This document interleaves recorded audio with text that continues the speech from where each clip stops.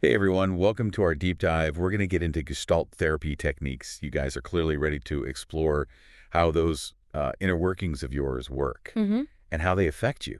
And gestalt therapy is all about figuring out how your past experiences are shaping like your present moment. Yeah, absolutely. So, gestalt therapy focuses on your feelings and behaviors right here, right now, and it's incredibly practical, for making positive changes in your life. Okay, so no like lying on a couch rehashing childhood memories. No. I'm intrigued. Yeah. I've got some source material here about two specific techniques, empty chair Mm-hmm. and amplification. Yeah. And they sound like really powerful tools for self-discovery. Yeah. But before we jump into those, Yeah. what's the whole thing about experimentation in Gestalt therapy? It Yeah. sounds a little intimidating. Don't worry, you won't need a lab coat or Yeah. anything like that. Experiments in gestalt therapy are more like exercises, almost like playful ways of interacting with your own thoughts and feelings. And it's not necessarily about fixing problems entirely, Right. but more about understanding them and finding new ways of being. So kind of like becoming your own inner scientist. Exactly. Okay. What's fascinating to me is that this reminds me of Kurt Lewin's field theory, Okay. um, how behavior is shaped by both who we are and the environment we're in. Yeah, that's a great connection. And it highlights how Gestalt therapy acknowledges the interplay between you and your surroundings. Think about a time when you reacted unexpectedly to something. Okay. Maybe you snapped at someone or felt suddenly overwhelmed. Right. Understanding the context of that situation, like what was happening around you, how you were feeling physically, help you understand your reaction better. You know, I've definitely had moments where I've reacted in ways that surprised even me. I Yeah. wonder if I was like unconsciously picking up on cues from my environment that I wasn't fully aware of. This idea of context is giving me a whole new perspective on how to understand my reactions. Right. But tell me more about this empty chair technique because the name alone has me curious. So it's exactly what it sounds like. Picture an empty chair in front of you. Now imagine someone you need to communicate with. It could be your boss, a family member, even a part of yourself, like anxiety, Right. sitting in that chair. Oh, so I'm talking to my perception of them. Right. Because often our reactions aren't actually about the other person, Right. but about how we're seeing them, our own interpretations. Exactly. Okay. I'm a little nervous to try it, but also excited. That's completely natural. And a key part of the empty chair technique is to actually switch chairs Okay. and embody the other perspective Okay. to try and see the situation from their point of view. Right. Since you'll be doing this on your own, I suggest recording the dialogue so you can really get into each role and analyze your responses later. That's a brilliant tip. It's like having a safe space to practice difficult conversations and get to the root of my reactions. Right. Okay. I'm putting empty chair technique on my to-do list. What about amplification? It sounds like it could turn up the volume on my inner world. It does exactly that. The amplification technique is all about bringing those unconscious movements or feelings you have into your awareness. And then here's the interesting part. Okay. Exaggerating them to understand their meaning.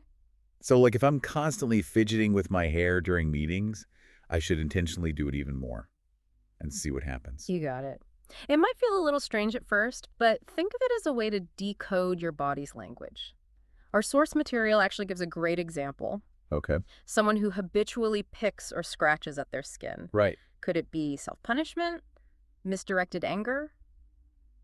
It's amazing what you can uncover when you pay attention to these seemingly insignificant habits. I never thought of it that way. Now I'm wondering what my own fidgeting might reveal. Yeah. But you mentioned that this technique works with feelings too, right? Absolutely. Let's say you're downplaying a feeling of irritation. Okay. Amplification encourages you to explore it more deeply. Could it be masking something bigger, like anger or resentment? It's about turning up the volume on those subtle emotional cues Right. to get a clearer picture of what's really going on inside. Wow.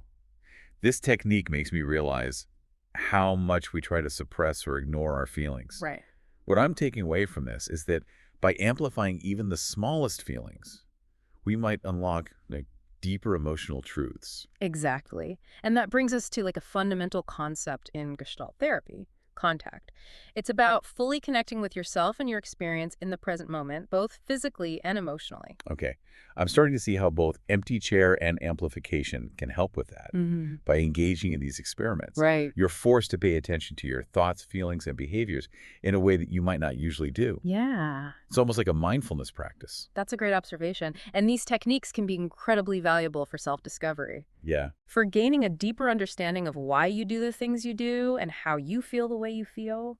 But it's also important to approach them with self-compassion Okay. and a healthy dose of caution. What do you mean by that? These techniques can bring up intense emotions, sometimes unexpectedly. It's like shining a light into the corners of your mind that you might not have explored before. Right? And if you find yourself feeling overwhelmed, Yeah. it's always a good idea to seek guidance from a trained gestalt therapist. That makes a lot of sense. Yeah. It's kind of like having a guide to help you navigate those deeper emotional waters. Yeah, So while these techniques can be incredibly insightful for self-exploration, right. having support from a trained professional can be invaluable. Absolutely. All right.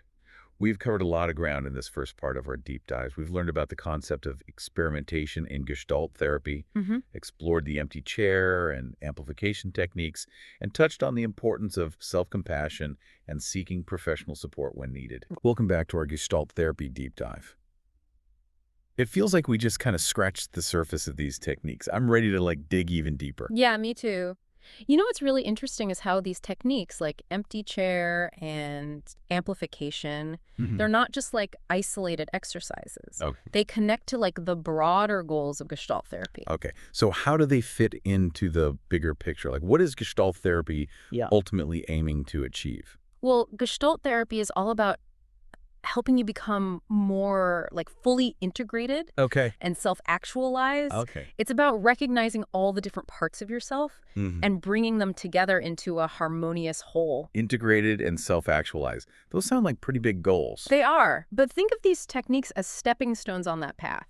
Okay. For instance, the empty chair technique. Mm-hmm. It isn't just about resolving conflicts from the past. Okay. You can use it to address those lingering feelings you might have. Okay. Maybe resentment towards an ex or guilt from an argument with a loved one. Right. By having that conversation, even if it's just in your imagination, Yeah. you can start to process those emotions and move towards a sense of closure. So it's like giving myself permission to finally address those unfinished conversations that might be holding me back. Exactly. That's powerful. Yeah. And how does the amplification technique contribute to this idea of self-actualization? By becoming more aware of your unconscious movements and feelings, Okay. you start to understand the motivations behind your actions. It's like shining a light on those blind spots, those automatic reactions you have that you might not even be aware of. That makes sense. It's like instead of just reacting on autopilot, I can actually choose how I want to respond to a situation. Exactly. And that freedom of choice is a key element of self-actualization. Okay. It's about living a life that's authentic and true to you, Right. rather than being driven by unconscious forces. I'm starting to see how these techniques can be so empowering. They're not just about understanding myself, but about equipping myself to live a more fulfilling life, Right. aligned with who I truly am. You got it. And you know what's really fascinating is that the source material we're looking at today is actually in Russian. Oh, wow. It highlights how these therapeutic concepts transcend language and cultural barriers. That's amazing. The human experience, at its core, is universal. We all share those same fundamental needs and desires, regardless of our background. It really makes you realize that we're all more connected than we might think. Absolutely. And Gestalt therapy gives us a framework for understanding those connections, Okay. both within ourselves and with others. Okay, I have a confession. Before we started this deep dive, I was a little intimidated by the term gestalt therapy. Yeah. It sounded very academic and complex. I can understand that. Right. But now that we're unpacking it, it's actually quite accessible. Yeah. Even fun. I'm so glad to hear that. Yeah. It's important to demystify these therapeutic approaches. Right. And make them approachable for everyone. You know, one thing that's really striking me is how much gestalt therapy emphasizes personal responsibility. It's a core principle. Gestalt therapy empowers you to take ownership of your experiences. Right. And make choices that are aligned with your values. It's not about blaming others or dwelling on the past. Right. It's about recognizing that you have the power to shape your own reality. Exactly. But that can feel a bit daunting, right? Yeah. It's like, okay, great, I have all this power, now what? That's where Gestalt therapy can be so helpful. Okay. It provides a roadmap for navigating the complexities of life. It's like those techniques we've been talking about. They're tools in a toolbox that you can use to build a stronger, Right. more authentic self. That's a great analogy. And like any good toolbox, Yeah. gestalt therapy has a tool for every occasion. So whether you're dealing with relationship issues, anxiety, or just a general sense of feeling stuck, Gestalt therapy has something to offer. It's not just about therapy. Mhm. It's about life. It's a way of being in the world. I completely agree. It's about embracing the present moment, Yeah. connecting with yourself and others, Mm-hmm. and living a life that's meaningful and fulfilling. Wow, that's beautifully put. Yeah. It's not about fixing what's broken. Mm-hmm. It's about becoming more whole, Exactly. more alive. And that journey of becoming is something we can all embark on, Yeah. regardless of our circumstances. I'm feeling so inspired right now. I can't wait to see what other insights we uncover as we continue our deep dive into Gestalt therapy. But for now, let's take a pause here Yeah. and savor everything we've explored so far. Agreed. This has been a fascinating journey. We've covered so much ground, from the core principles of Gestalt therapy to specific techniques like empty chair and amplification. And in our final part, we'll explore even more nuanced aspects of Gestalt therapy and how you can apply these concepts to your everyday life. So stay tuned. Welcome back to our Gestalt therapy deep dive. Feels like we've been on quite a journey together, exploring the core principles, those fascinating techniques, Right. even touching on like the deeper philosophy behind Gestalt therapy. It has been a rich exploration. It has. And in this final part, Yeah. I'm excited to kind of bring it all together Mm. and see how these concepts can be applied to your everyday life. After all, that's where the real magic happens. Exactly. Let's talk application. How can you actually, use gestalt therapy techniques to create positive change in your life? Yeah. Well, remember the empty chair technique. Yeah. It's not just for resolving past conflicts. Right. You can use it to rehearse difficult conversations, Right. prepare for presentations, or even just work through, challenging emotions. I'm starting to see how versatile this technique is. So if I'm feeling anxious about a job interview, Yeah. I could imagine the interviewer in the empty chair and practice my answers, almost like a dress rehearsal. Precisely. And the beauty of it is you can experiment with different approaches Right. without any real-world consequences. Right. It's a safe space to try things out and find what feels most authentic to you. That takes a lot of the pressure off. What about the amplification technique? How can we use that outside of a therapy session? It's all about becoming more attuned to your body's signals. So the next time you notice yourself fidgeting, biting your nails, or even just feeling a bit off, Right. try amplifying that sensation. Okay. So if I'm in a meeting and I find myself tapping my foot restlessly, Yeah. I could consciously exaggerate that movement Huh. and see what happens.